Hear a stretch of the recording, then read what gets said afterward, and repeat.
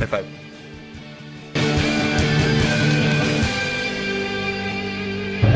Alrighty, so Dad's beast of a 68 Charger finally has his Suregrip back in, and that was a whole heck of a conundrum.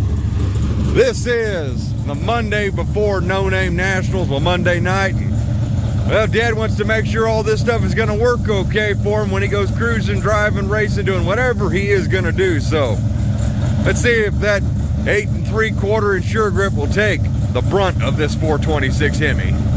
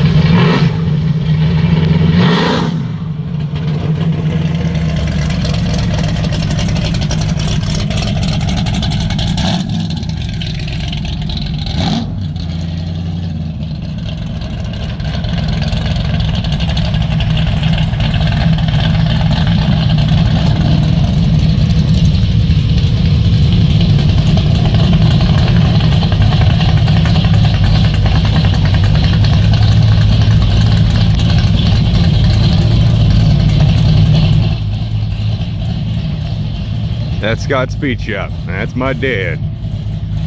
Hell yeah. Sorry I missed the first burnout.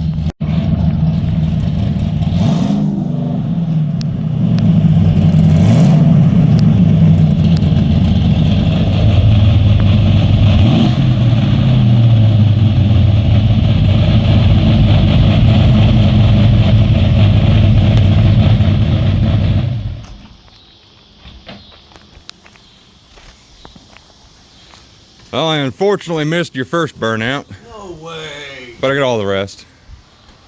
I know, worst sun in the world. Oh God, all you are is reflective with that light on there. That sounded dang good. Oh, that son of a bitch is gritty. It was really cool watching it kick up dust with your exhaust here, but when you had your cutouts running through right there, it was just poof, poof, poof, poof, poof. Oh, shit. The whole way it was making a big old dust cloud. So yeah, give up on ever having this car be clean, Dad.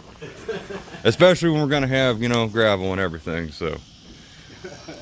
That was pretty daggone cool. Well, I'm glad because it looks like spinning both of them. Yeah, oh yeah, you left black marks.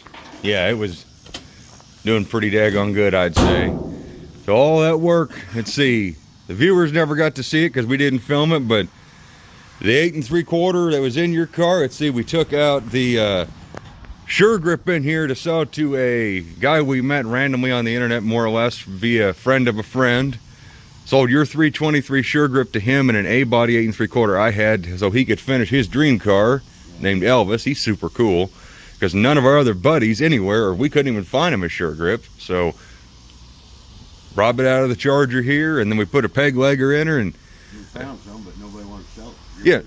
Yeah, nobody wanted to sell any of theirs, and Elvis was even willing to pay, in my opinion, kind of silly money. I mean, we were looking at brand new ones for him. Yeah, just another guy wanting to get his dream done. So. It's been 2 years or something in a shop. Yeah, and he had one of those deals where the shop lost his parts and everything.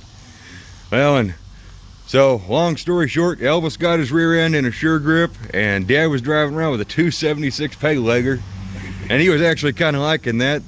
And the old Hemi's got enough torque, down low torque, and enough horsepower. It doesn't even need the 323s, I imagine.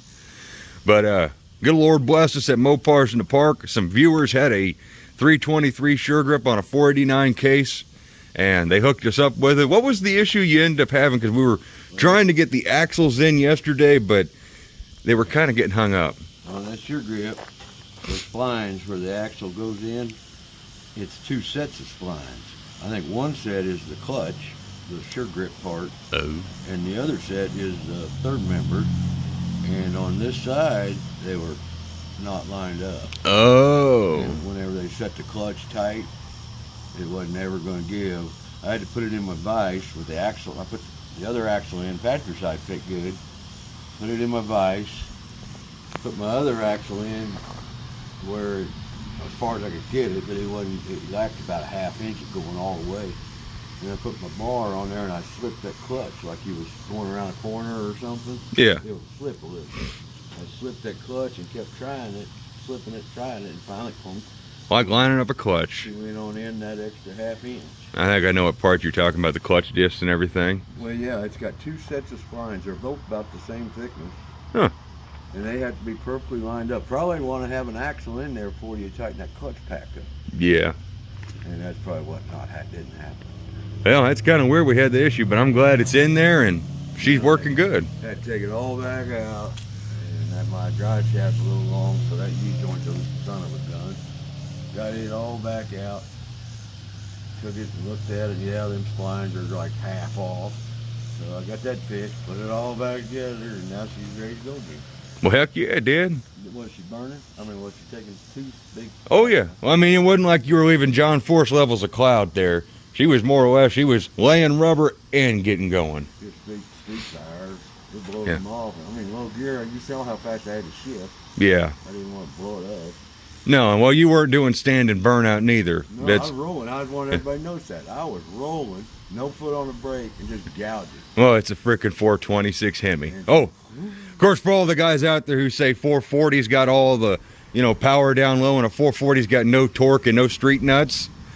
Yeah, I guess Hemis have no horsepower or torque down low. Like, they got no street manners, no street, I don't think I need a line wall. No, I don't think.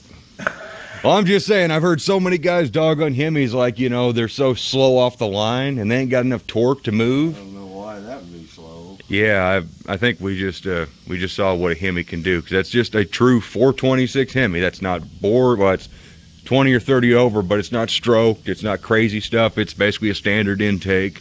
Brought heads on it. Yep. And it's got twin demons on it. Yeah, twin street demons of that. With chokes. With chokes, yeah. This is Dad's old man cruiser now, more or less. Well, it likes to, you know, like it started. Yours start pretty good without chokes. I don't understand that. Oh, I always like Street Demons. They're fantastic carburetors, and I'm glad they work good on this old car. Plus, they look like a thermocline. They do. We should probably show the viewers. It's always cool showing your engine. They went for Uh-oh. unlock it. You want to unlock it? Oh, no. Unlock it? It's not a big deal. We won't worry about unlocking that. And she never get heat up. Oil pressure stayed up there about 75 pounds. I figured all your hot lapping was just to make sure. Wow, she was kind of dirty in there. Yeah, it's just going into the scoop. Now she's looking a little more used, but I like that air cleaner. I actually just shared that on Facebook today. I can't remember how many years ago it was today I made that top for you. Well, the whole air cleaner. And I remember when it was gloss black, and I'm so much happier with it being that silver. It works good, and I like that look of the engine, all aluminum, all just raw aluminum. I've always liked dirty aluminum. I've always been a sucker for that, and I know a lot of people don't understand that, but I love dirty raw aluminum just like my dad does. I love these valve covers. The industrial look. Yeah. That was back when we could get these valve covers. I remember when we bought these were like $400 on eBay or something, 300 something. Yeah. And that was one of the first parts we got for this whole dream. And of course, then we found out that getting those, that pattern of breather is not easy. They're cheap. But we got lucky, and then I found out you can use a Stelling brand breather to take its place, because there's only a couple of breathers that use this pattern here. The KB, then there's the Chrysler Pentastar one, and then a Stelling, which is similar to that, but not quite the same. But sounded damn good, Dad. I'm good, I'm glad.